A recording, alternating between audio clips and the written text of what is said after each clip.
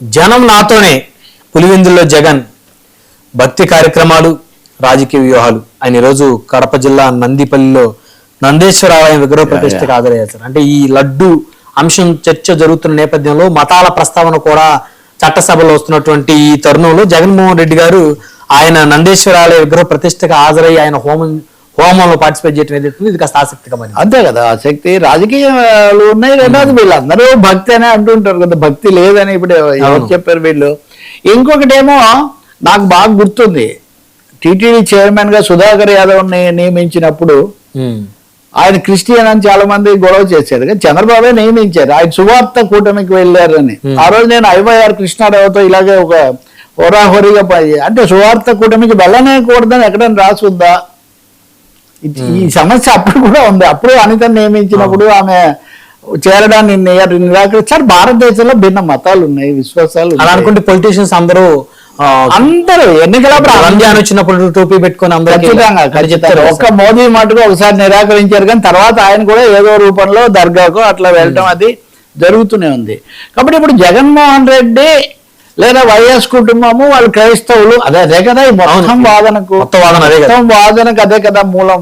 లడ్డూ సమస్య కంటే ఇది ముఖ్యస్తారు. అలా ఉండగానే రాజశేఖర రెడ్డి 2 సార్లు ముఖ్యమంత్రి అయ్యాడు.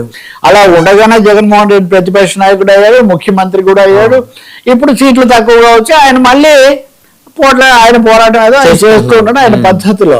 ఇక్కడ ఈ అంశం మీద అయితే భారతీయులు తీర్పు ఇవ్వరు సార్, అంతవరకు చాలా స్పష్టం.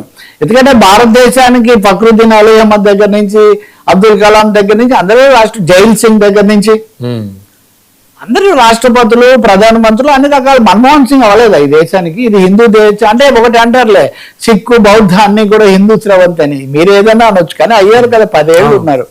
కాబట్టి అదే కుదిరే కథ కాదు. ఆ పాయింట్ మీదే నడుస్తున్నప్పుడు వైసీపీ వాళ్ళు కూడా భక్తిలో మీకంటే మేమేం తక్కువ కాదు. ఇప్పుడు హిందుత్వంలో బీజేపీని మించి వైసీపీ టీడీపీ పోటీ పడుతున్నాయి. ఆంధ్రప్రదేశ్లో తమాషా ఏమంటే ఒకటి పవన్ కళ్యాణ్ ఏమో సనాతన్ అని ప్రకటించుకున్నారు, ఇంకా అయింది అది క్లియర్ కేసు. వైసీపీ టీడీపీ ఒకరితో మీకంటే మేము ఎక్కువ, మీ హయాంలో ఆలయాలు కూల్చారంటే మీ హయాంలో చేసే ఇది జరుగుతుంది. ఇప్పుడు జగన్మోహన్ రెడ్డి పులివెందులకు వెళ్ళాడు, తప్పకుండా ఆయనకు అది కార్యస్థానం కదా.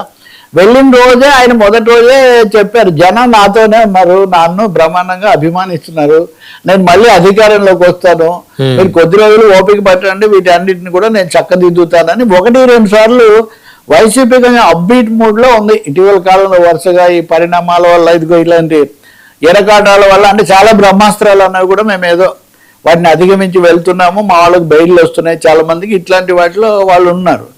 అయితే రాజకీయ వ్యూహాలు కూడా చర్చిస్తారు తప్పకుండా. పులివెందుల్లో ప్రత్యక్షమైన కేసులు సమస్యలు కూడా చాలా ఉంటాయి. వాటితో పాటు భక్తి కూడా మేళవించారు ఆయన.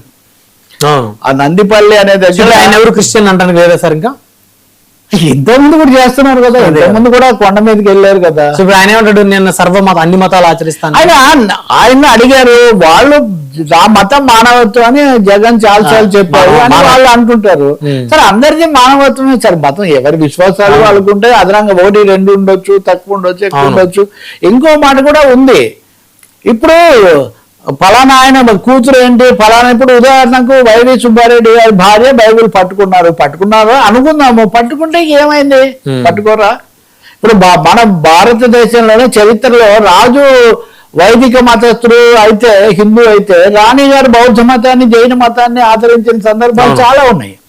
అలాగైతే అక్బర్ ఆస్థానంలో చాలా మంది హిందూ పండితులు, ఆయన భార్య కూడా రాజపుత్ర వనిత అని చెప్తూ ఉంటారు. కాబట్టి అసలు ఈ భార్యలు పిల్లలు ఎవరు ఎక్కడ మనం తర్వాత కూడా ఈ అంశం చర్చిస్తాం. కాబట్టి ఇప్పుడు జగన్మోహన్ రెడ్డి ఆలయాలకు వెళ్ళకూడదు, స్వాముల దగ్గరికి వెళ్ళకూడదు అని ఎవరు చెప్తారు. కానీ నేను చెప్పేది ఒకటే, మీరు పోటాపోటీగా బీజేపీని మించిపోయి రాష్ట్రంలో ఇటువైపు వెళ్తున్నారు. అది బీజేపీ బాగా ఇక్కడ సంతోష కాగల కార్యంగా గంధర్వులు తీర్చినట్టుగా నాకేం పని లేదు. నిన్న అందుకే కదా ఎవరు మాట్లాడలేదు. నిన్న నిజానికి వాళ్ళు ఎక్కువ మాట్లాడారు కదా, ఎందుకు మాట్లాడలేదు? కాబట్టి జగన్ పులివెందుల్లో మళ్ళీ ఒకసారి శాసనసభకు రాలేదు. ఇప్పుడు లడ్డూ చర్చ మీద శాసనసభకు రాకపోవడం పొరపాటు, వచ్చి ఉంటే చాలా బాగుండేది, ఇలా ఒక వాదనలు చేసిన వాళ్ళు కూడా ఉన్నారు. దేనికి రాని వ్యక్తి లడ్డూ చర్చకు వచ్చే అవకాశం ఏం లేదు. రెండోది ఆయన మీడియాతో తన ఇదేదో ఆయన చెప్తూ ఉంటారు. కాబట్టి పులివెందుల నుంచి ఈ సమయంలోనే జనం నాతోనే ఉన్నారు, నేను మళ్ళీ అధికారంలోకి రాబోతున్నాను, వచ్చి తీరుతానని ప్రకటించడం అన్నది రాజకీయంగా గమనించదగిన విషయం. రైట్. మొన్న నేను కడప కూడా వెళ్ళాను. ఓకే, మనం మీడియాలో చూసేది, అక్కడ క్షేత్రస్థాయిలో చూస్తే మటుకు ఎవరి బేస్లో వాళ్ళు కాపాడుకుంటున్నారు. ప్రభుత్వం మారింది కాబట్టి అంతా తలకిందులు అయిపోయిందని కూడా మనం ఏం చెప్పలేం. ఎవరి పునాదులు వాళ్ళు కాపాడుకుంటున్నారు. అందరు కలిసి ప్రజల కోసం పనిచేయండి. అవును. దేవుని మీకు నచ్చిన దేవుని మీరు పూజించుకోండి, అది అంతే. మరొక అంశం సార్, మండలి భగ్గు చైర్మన్ అసహనం, డయేరియా, కల్తీ. మండలిలో ఈరోజు శాసన మండలి చైర్మన్ అయిన మోషన్ రాజు గారు ఆయన ఒక మాట అన్నారు. అసలు ఏంటి